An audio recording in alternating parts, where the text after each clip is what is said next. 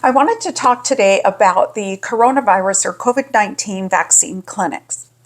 I worked at two different clinics. I worked at one through a hospital, and we were inside giving the vaccines. There was another team that was outside for the drive-thru.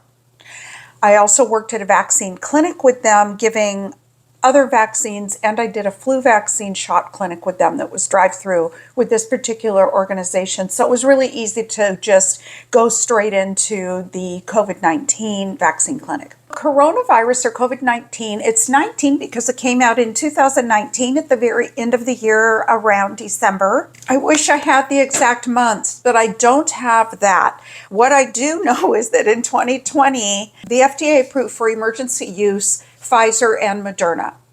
And then shortly after that came Johnson & Johnson. So those are the ones that I gave and we gave in our outdoor drive-through clinics. And I say clinics because we were at this dome and that dome and this high school and this parking lot and the fairgrounds and, all over the place. We started in the morning at sunrise and we finished at sunset. It was a long day out in the elements. It doesn't matter what the temperature was or if it was raining, snowing, or it was somewhere in between. We were out there. I want to say it was summer. That was the COVID vaccine swabbing clinics. I didn't work at the swab clinic. I just worked at the vaccine clinic with a different team of nurses. It's kind of hard to explain, but when you work for the hospital, you're going to be working for them, that hospital. But then there were also just so many offshoots of different organizations that were put together that teams of nurses could sign up for and be on. I'm going to work for that. I'm going to work for them and give vaccines, or I'm going to work for them. They were all over, popping up everywhere. Some of them were through nursing schools, universities, private organizations, hospitals, and so forth. So I did work at a couple different organizations. I just want to say that each year, a different strain is being worked on for, same thing with the flu vaccine. So people want to get a flu shot every year. It's going to be geared towards that particular strain that those that work on vaccines are looking at how the year looked and what survived and what's the hardiest, and then they're going to put together a strain. So from June 2020 to December 2023, billions of COVID-19 vaccines are distributed all over the world. We don't have an exact number, but the non-hospital, but the private clinic through the health department, private nurses group that I worked with, estimated that we gave in the brief period of time of about 9 months, approximately 15,000 injections. But what I really want to talk to you about today is the surprising things that go on when you're working with the community. Like, you are working with thousands of people coming through in a quick pace. They might start over here. Those of you who've been through it, you're going to start over here at registration, or you registered online. You're going to then show your phone, and then you've got your time frame set. And then you go to the paperwork part. You're with that part of the registration. Then you're with people who are telling you to please wear a mask and can I take your temperature? And then you're going to keep going, and you're driving through till you get to an area that I worked in a lot too. As nurses rotated, and we're the ones with the clipboards talking to people through their car windows, going through the paperwork that they filled out. Are you allergic to this? And we would give them, some things to watch out for. You might be red at the site. You might have a slight fever. You might feel perfectly fine. And remember, those are normal reactions. If you get a shot and you feel those things, that doesn't mean you just got an injection full of that illness. We would also talk with them about fatigue and headache, and then we went through some of the other things that they wrote about and made sure that they were ready to go and fit and able to have this vaccine. We would sign off and tell them where to go, and they would continue on over to all the tents and tables of where people are coming up in their car and getting the vaccine from the nurses. We had some EMTs, or were they paramedics? And we had some medical assistants. On my group of nurses on my team. It was all RNs, and our lead RN's spouse was a paramedic, so he would come out sometimes as well. During these long hours, we couldn't leave other than to use the bathroom, our post. We stood on that asphalt or that cement or whatever it was, wherever we were on the fairgrounds, and we stood for those 12 hours or so. Now, yes, we got a break to eat. Then we would go in and maybe use the bathroom and eat and come back out. But for other, like a 15-minute break or something like that, we didn't go anywhere. But we had somebody who drove something similar to like a golf cart, and all these drinks, water, Gatorade, snacks, granola bars, and so forth were all in the back. And she was driving around to make sure that we got something to eat and drink throughout our long shift. Real quick, I just went over some of the very typical reactions a person might get after any kind of vaccine. You might get a sore red arm, you might get a little bit of chills, you might have a headache, you could get a fever, you might get nothing at all.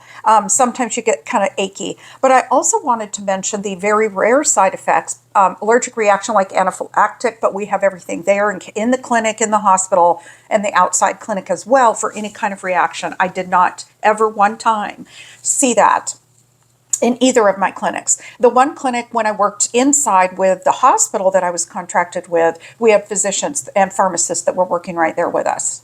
We were always prepared. The other thing about the pericarditis or myocarditis, that was mostly in the young men after the vaccine, now for COVID-19, or blood clotting issues, mainly due to the Johnson & Johnson one. That's why they stopped that after a short period of time. But I just wanted to say a side note about the pericarditis, that people want to focus on the worst case scenario, and it is a horrible thing. I'm not minimizing that side effect. What I am going to show you, though, and list below, is information about getting pericarditis, for example, and severe side effects from having COVID-19 versus getting the vaccine. It's much higher if you have the actual illness than if you get the vaccine. But I'll list all that below. Okay, you guys, what in the world were the most surprising things? Okay, the number one thing I would say that surprised me the most would be how many people drive around on a daily basis, all day long, with animals in their car. And I'm not talking about your dog gets in the car with you while you drive around. I'm talking about bunnies, parakeets, a joey, a little kangaroo. Someone had a donkey in the back that she had some kind of little petting zoo, so she had the donkey with her. You would not believe the animals that people have in their car. It's just really crazy. The people that we encountered were super sweet and loved sharing their animal with us. So I was always into all the dogs. If we wanted to pet their dog, what's your dog's name? They were more than happy to tell us about their animals in the car. Some people had a backseat full, three dogs, 4 dogs, that kind of thing. Car after car filled with animals. The next thing I wanted to tell you is how incredibly grateful people were when the COVID clinic started. I'm going to dig up some pictures. Like, for example, in the indoor clinic with the hospital, we each had our stations again for giving injections. And I picked up that bottle of Moderna and I took a picture of it. It was kind of blurry, but I took a picture because this is a once in a lifetime thing that this pandemic has occurred. Probably you're not going to have a pandemic like that again. Maybe not. And that I was working in a clinic that had this vaccine that was quickly made, and that I was helping people who wanted it. Now, we had people lined up at all clinics all day long wanting the shot, and they were incredibly grateful, thankful, glad they were there, happy that they got a slot, because the slots aren't easy to come by. So the gratefulness was really beautiful.